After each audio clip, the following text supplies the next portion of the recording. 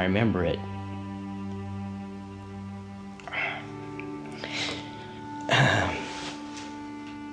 so vividly.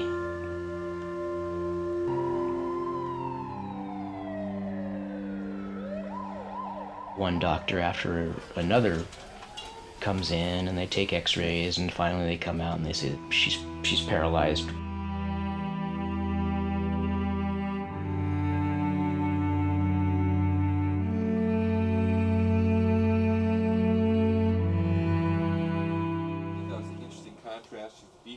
One of Molly's first decisions was to explore ways to enhance the recovery of her body's natural abilities.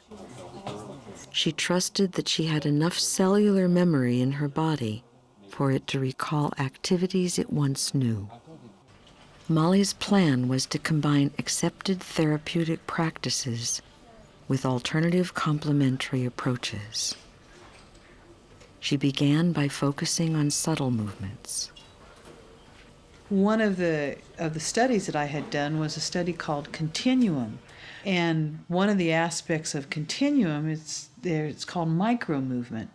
And it's being able to engage the body as close to the bone as possible, getting right into where the muscles are attached, where the ligaments are attached, and coming to a place to be intimate with tiny movement. Whereas someone might look at me moving and say, well, you're being perfectly still.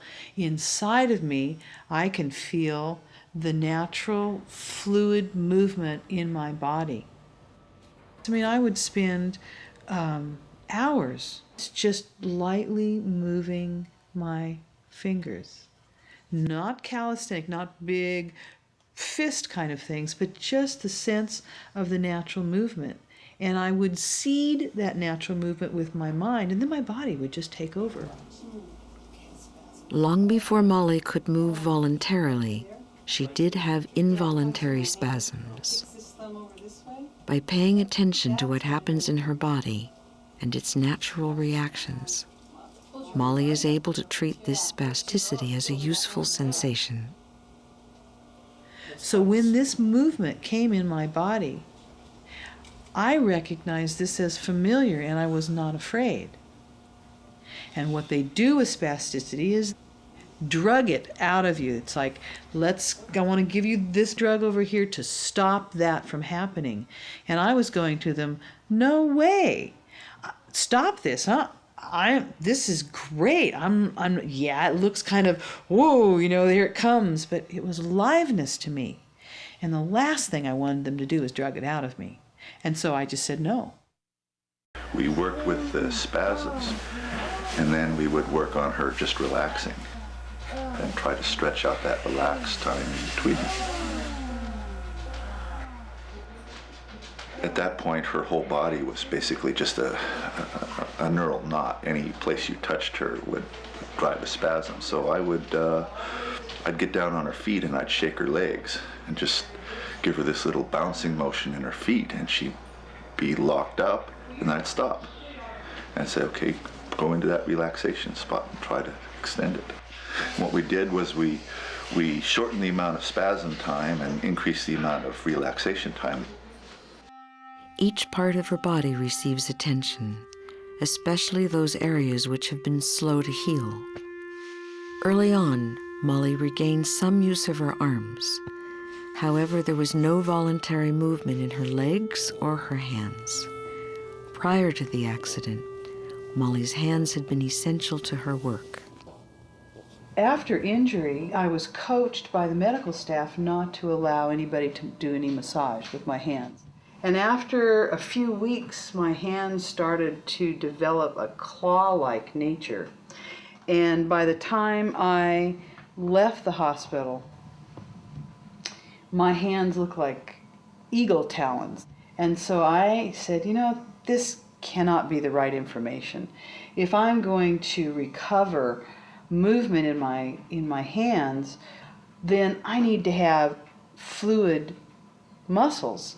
So I just started working with my hands, and that was to bring elasticity, to soften the spastic tightness in the muscles, and to give input. There's a conversation that they have in psychiatric medicine where they say, it's about denial, and it was very different for me. It didn't seem like denial, it seemed like real, that they didn't have the answers, because inside of me, because of my history of different modalities, different healing modalities that I had studied prior to rolling the car, I had some information that they just didn't have. Molly recognized that all tissues needed oxygen to heal, and that when there is a buildup of lactic acid, that the tissues just don't function very well. What happens with someone who doesn't use their muscles is that there's not a lot of blood flow. So she had a lot of body work to help to bring circulation to the area so that the tissues might be able to heal, might be able to function. As my mobility changed, I was able to be on the floor more because I could actually wiggle around, rolling around, doing things that you might imagine a baby doing if they were left in a crib or a playpen or something like that, having the possibility to move whatever moved. For the next phase of her rehabilitation program, Molly decided to begin water therapy. She wanted an activity in which she could move her whole body. If I am this immature, neurological little baby and I'm trying to reconnect my brain to my body and body to my brain, what a wonderful medium to be in. So I got my little prescription that said, yes, she can be in the water. At first, I needed somebody to get me into the water. I needed somebody to get me out, to get me dressed, to get me showered, all those things. But it was interesting for me as a grown-up adult woman who swam, I was a competitive swimmer. And so I had to move through territory with myself about what is this? The natural buoyancy of the water helped her limbs move without her having to voluntarily be able to move them. And it moved them in a more extended position than a flex position, because that's what water does. Over the years, I've had opportunity to work with a variety of different therapists in the water. About 2 years ago, this man shows up who came to work at this pool. His name is Vladimir, and his major gift to me is breath. Molly added Vladimir's suggestions to the breathing exercises she was already doing in her daily routine. Vladimir worked with me in a new movement where I would first come into his body bending the knees, and then I would push back, and once I got on the back movement, then I would stand. And this triggers the body's parts appropriately. My body has a lot of memory in it, and it responded, and all of a sudden, I'd be standing up. And by the third or the fourth movement that I'm doing, my body started to click in. Once Molly realized that she could stand, she found the courage to take the first steps toward her dream of being able to walk again.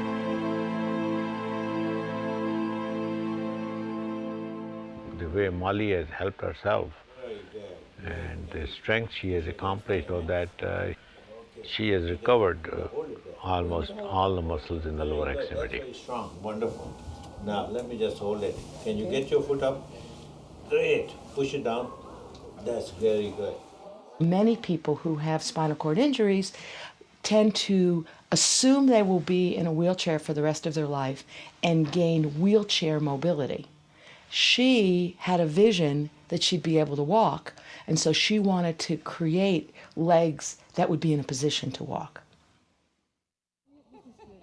3 years after her accident, Molly looked for a facility that offered therapeutic horseback riding to strengthen her lower body. Places that do riding, they work mostly with children, and they have cerebral palsy, or they have some kind of a brain dysfunction or a neurological dysfunction, something going on. But I was like knocking on the door saying, I want to ride. The horse that I'm on now, he brings his body right up underneath me in a very rounded way, and it catches my pelvis perfectly. And when he moves, it actually moves my pelvic body, and this is what I'm needing right now, is to get the pelvis to swing. It also gives me the possibility of going backpacking again, because I can take a pony out into the woods. Jeremy continues to be with her on her journey, but the primary responsibility for her healing still rests with her. There isn't a roadmap. There's not a particular way to do this. There's not a particular timing that something's going to happen. Something will happen in one part of my body one day, and it'll happen in the opposite the next day. Building one little piece up on the next one, and to not trap my mind in how long something is supposed to take.